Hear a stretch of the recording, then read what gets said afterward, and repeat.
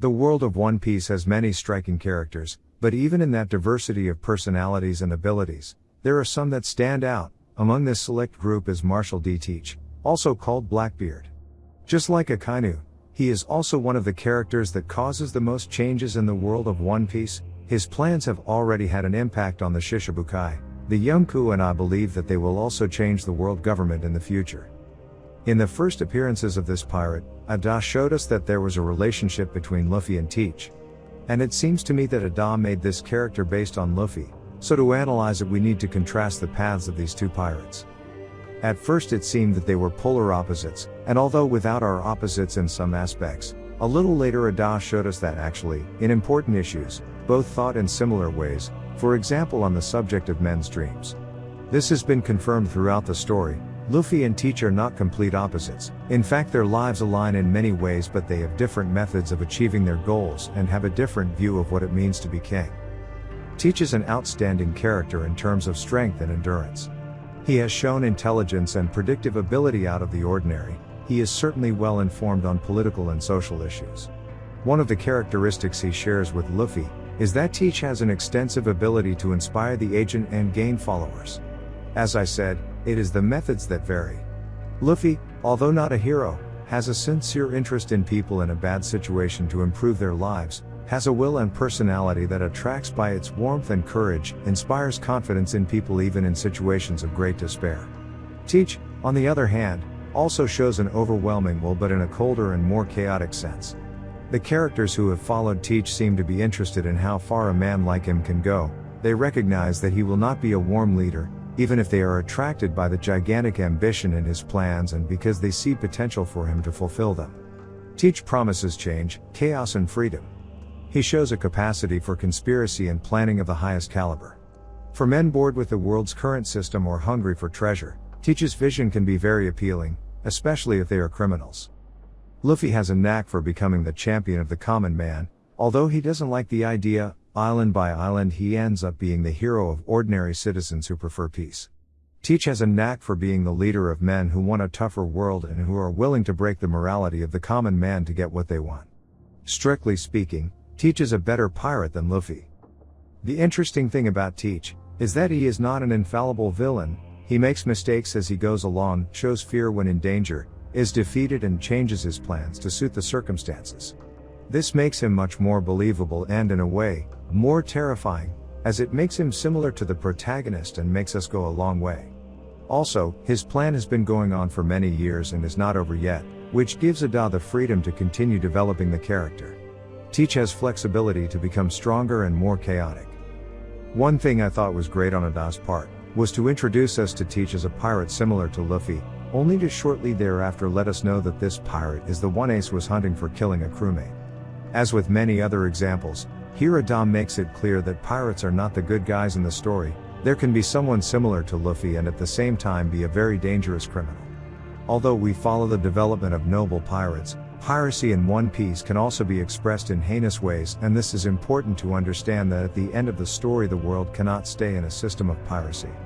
You can't defeat the government and believe that all people will use their freedom in positive ways. As I said in Garp's video, a form of justice and order will be needed even after the government falls. When we talk about this character's design, most people seem to agree that it's unpleasant. Personally, I find him good, but I think Ada made his design easy to hate for a purpose. Some of Teach's actions seem enough to be against him. However, he also shows many admirable characteristics and with which it's easy to take interest in the character, such as his intelligence and will. Still, I think Ada gave him that design to remind us that Teach is not an example to follow. Ada is aware that even in his story where he presents piracy as a life full of adventure, that ideology can easily fall into criminality if you don't have a strong moral code. Ada can afford to give a nice design to characters like Crocodile or Doflamingo, because at the end of the day they are villains in a stricter sense of the word and we are always aware of that. However, Teach is not looking for evil per se. He is not necessarily a villain. He is looking for a world of anarchy in which everyone does as he pleases. In his world there is room for people with morality. He simply wants that in that world actions like stealing or killing are part of the game, and if righteous men want to belong to that world, they will have to have the physical strength to fight for their place.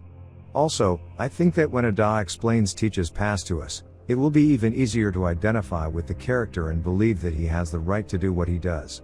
That's why Ada feels he needs to remind us that Teach is not a person to be looked up to or emulated, and uses his design to make that clear to us. Similarly, I don't think the devil fruits he has are a coincidence. It seems to me that Ada is representing Teach's personality and ideologies in those fruits. The darkness fruit is the emptiness, the absence of something. In this case it could be absence of order. Just as darkness returns order to disorder, Teach wants to transform world order to chaos. And the earthquake is the destruction that Teach needs to create to defeat the established order. There are debates between whether Teach's actions, such as cheating, stealing and killing, are justified. I think to understand why he chooses this way of life, it is necessary to understand his philosophy. Teach's path is based on believing in dreams.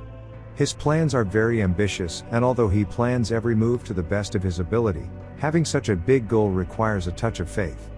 This way of thinking has been shown on more than one occasion. Teach mentions that having survived Magellan's attack is proof that he is destined to survive and move on. Teach believes in destiny and seems to be convinced that his will be a very important one. He also mentions that in that world nothing is impossible. This not only reflects that he believes that dreams can be fulfilled, it also shows that for him, all means are possible to achieve that dream. Nothing is impossible can also be understood as, everything is valid. Teach bases his decisions on a range of usefulness. If something will be useful or help him, then he has no problem using that option. In his mind there is no right and wrong, at least not when it comes to accomplishing his goals. It is a largely immoral mind, where only achievements, winners and losers exist.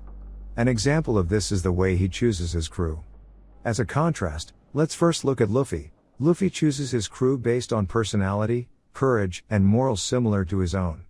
He doesn't really give much thought to whether that person will be of practical use in his crew, and it is not until some time later when he notices that his mates are also excellent in some area needed on his ship, such as medicine.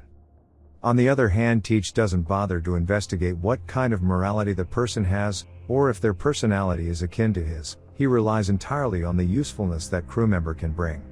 Even knowing that they would clash in many ways of thinking, Teach was willing to accept Ace into his crew for the fact that he was someone strong and with enormous potential.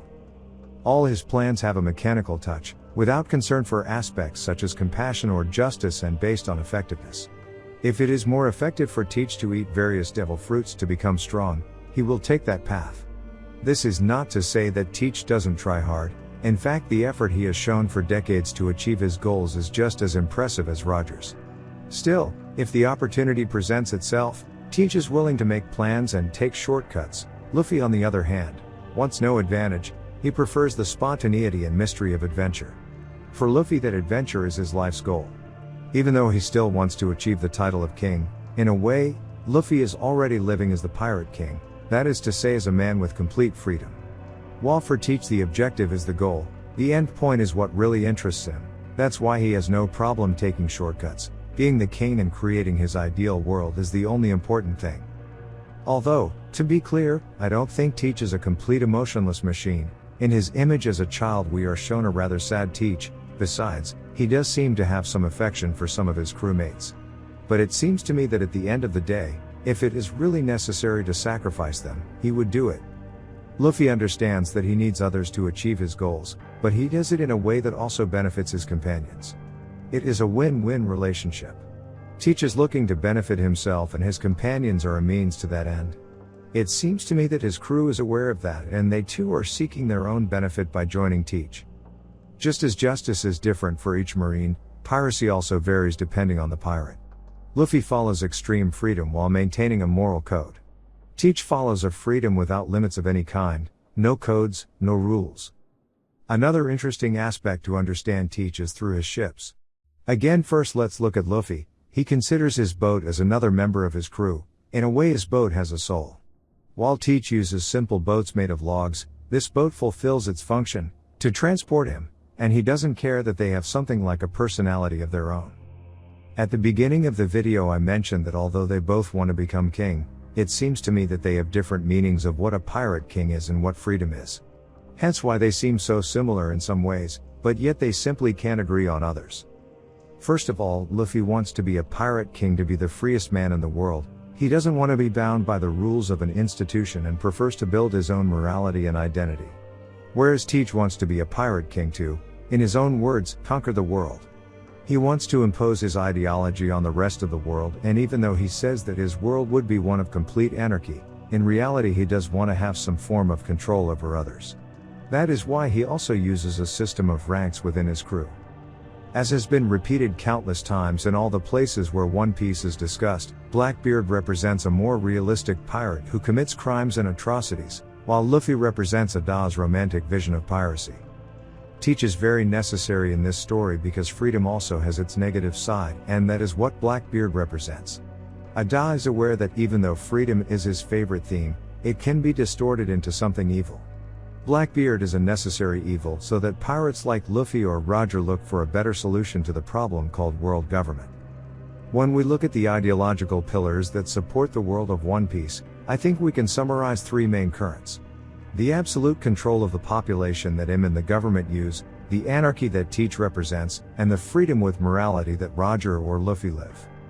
Looking at it this way, the true opposite of Teach would not be Luffy. These two are on the side of freedom, simply varies in matters of morality. The opposite of Teach would be the world government.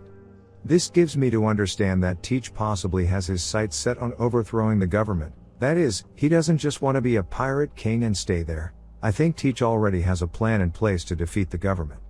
And I guess some of you may have already noticed that this sounds very similar to what Zebek was looking for when he tried to kill the celestial dragons.